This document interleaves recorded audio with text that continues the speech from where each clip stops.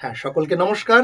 আমরা এই গত ক্লাস থেকে শুরু করেছি যে আমরা যারা ছোট, ছোট ছেলেমেয়েরা আছে, বাড়িতে শিশুরা, তাদেরকে কিভাবে আমরা সংস্কৃত শেখাবো। প্রয়োজন আছে সংস্কৃত শেখানোর। না হলে তারা কিন্তু অসংস্কৃতি মনস্ক হয়ে যাবে। তারা কিন্তু নিজের সংস্কৃতি জানতে পারবে না। সংস্কৃতকে না জানলে জীবনে সংস্কার আসবে না।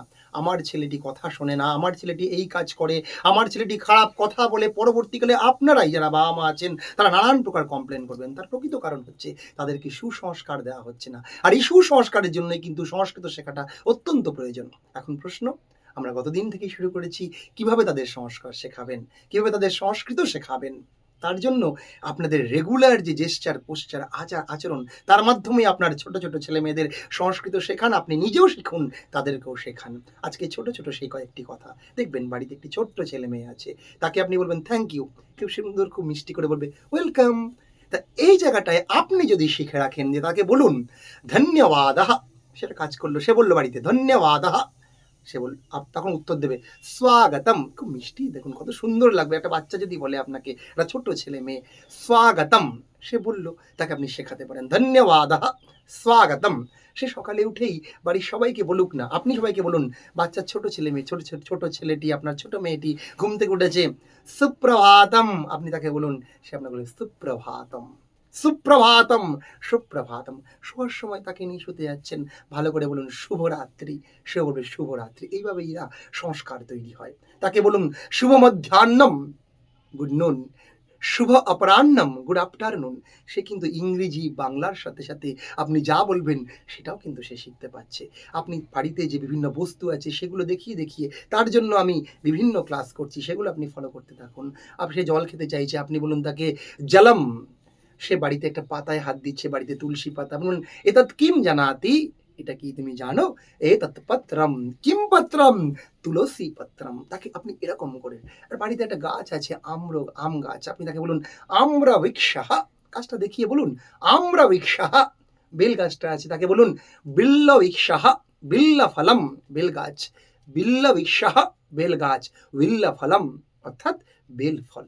এইভাবে ছোট ছোট করে বাড়িতে তাদের সাথে আলোচনা করুন, তাদেরকে বলুন। বাচ্চা ছেলেটিকে দূর থেকে আপনি আহ্বান করুন, আগাচ্ছতু আগাচ্ছতু। সে কিন্তু আস্তে আস্তে শিখবে। আগাচ্ছতু, কিম বদতি, কি বলছো তুমি, কিম কথয়তি, তুমি কি বলছো, শৃণু শৃণু মে বচনম, আমার কথা শোনো, শান্তম ভব, তুমি শান্ত হও, কথম ক্রন্দসি, তুমি কেন কাঁদছো, হোয়াই আর ইউ ক্রাইং, তুমি কেন কাঁদছো। এই যে ছোট ছোট করে তাকে ইংরেজি বাংলার সাথে সাথে সংস্কৃত বলুন। কিম করতি, ক্রীড়তি ওয়া, তুমি কি খেলা করছো, ক্রীড়সি ওয়া, তুমি কি খেলা করছো, কিম ক্রীড়সি, তুমি কি খেলছো। সে বলল আমি বল খেলছি, কন্দুকম ক্রীড়ামি, আমি বল খেলছি।